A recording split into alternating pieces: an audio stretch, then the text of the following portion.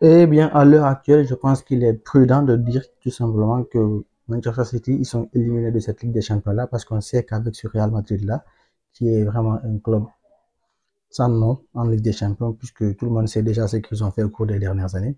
Donc, ils ne sont plus à présenter. Et après le match catastrophique qu'ils ont fait du côté de Manchester City, je pense que là, il n'y a plus grand-chose à dire. Je pense qu'on ne peut pas venir perdre à domicile et aller espérer gagner sur un score de 2 buts d'avance au Santiago Bernabéu. Je pense que ce n'est pas réaliste. Peut-être que si ça avait été l'inverse, peut-être si le match allait s'était joué du côté de Santiago Bernabéu, qu'ils avaient perdu 3 buts à 2 avec donc un but de retard, peut-être que avec l'apport de leurs supporters, ils auraient pu essayer de tenter quelque chose. Mais là maintenant, c'est un tout autre scénario.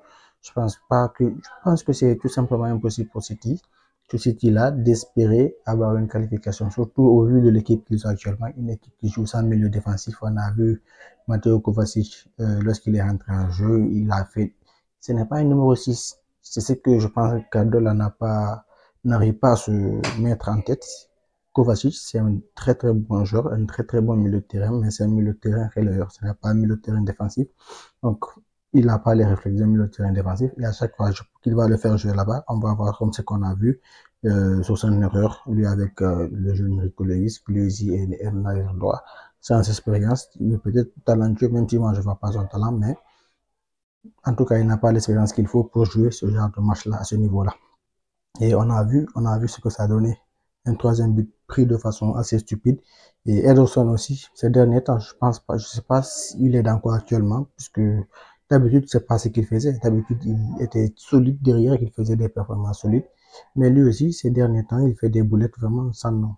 Des boulettes, vraiment des vraies boulettes incompréhensibles. Peut-être que depuis que Manchester City a refusé donc, son transfert du côté de l'Arabie Saoudite, les chiffres qu'on l'a proposés sont en train peut-être de l'affecter un peu.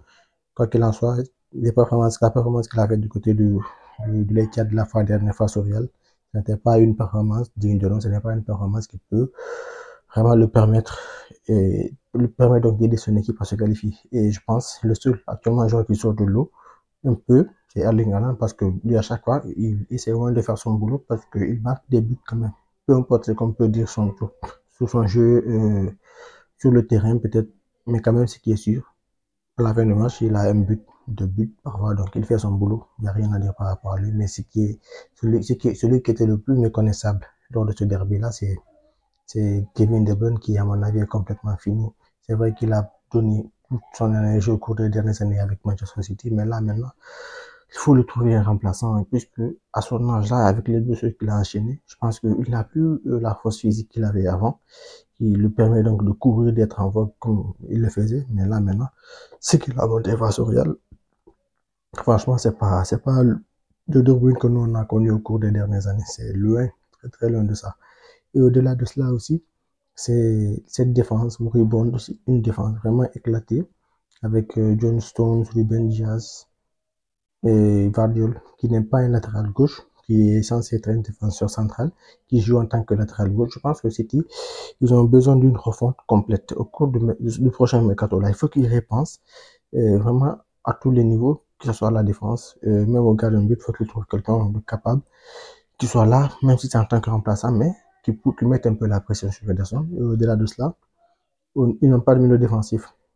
À moins que ce soit le nouveau gars qu'ils ont recruté, qui peut-être lui aussi peut essayer de remplacer Rodri, mais quand même, Rodri, je pense qu'il est irremplaçable au côté de City, et ça, on l'a senti. Mais il faut qu'ils essaient de renouveler cette chaîne défensive-là, qu'ils essaient de renouveler le milieu de terrain qui est complètement éclaté. L'attaque aussi, bon, ils ont un excellent attaquant, ça c'est une évidence. Qu'ils essayent aussi d'améliorer un peu, de dégager un peu certaines personnes, essayer d'apporter du sang frais, parce que je pense que cette équipe-là, ils ont vraiment besoin de cela. Là, maintenant, pour ce qui est sûr, ce qui est certain, le mercredi prochain, ils vont venir Santiago Bernabéu et l'objectif va être simple, c'est d'essayer au moins d'obtenir un match nul pour ne pas sortir aussi, pour ne pas se faire trop humilier. Un match nul, je pense que c'est raisonnable pour eux. Maintenant, de là à dire qu'ils vont essayer de faire, de renverser la tendance pour essayer de gagner face à ce grand Real Madrid-là, je pense que c'est impossible. Donc, il faudra peut-être sauver les meubles pour Pep Guardiola pour ne pas aussi trop se faire humilier parce qu'il faut reconnaître qu'il a beaucoup souffert depuis le divorce de sa femme.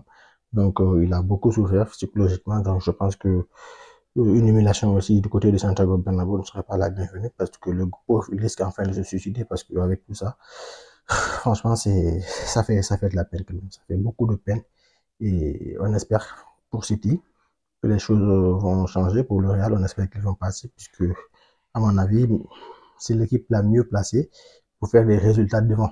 Donc, pour les huitièmes de finale, je pense qu'ils sont les mieux placés, les plus solides, les plus costauds pour affronter donc une potentielle équipe du top 8 qui s'est directement qualifiée pour les huitièmes de finale. Je pense que c'est eux qui peuvent vraiment apporter un peu de divertissement parce qu'il y a Mbappé, il y a Vinicius, il y a Rodrigo, il y a Bellingham, il y a pas mal de grands noms, des grandes stars. Donc je pense que c'est mieux que le Real passe et que City il se concentre sur le top 4 en championnat et qu'ils essaient maintenant au cours de 24 prochains de faire les recrutements qu'il faut pour éviter ce qu'ils ont subi la fois dernière. C'est déjà ça. Je pense que ce sera le plus. Bon, c'est tout en ce qui concerne cette vidéo. Laisse savoir ce que tu penses de cette confrontation avec City et le Real, les commentaires. Avant à la prochaine. Ciao.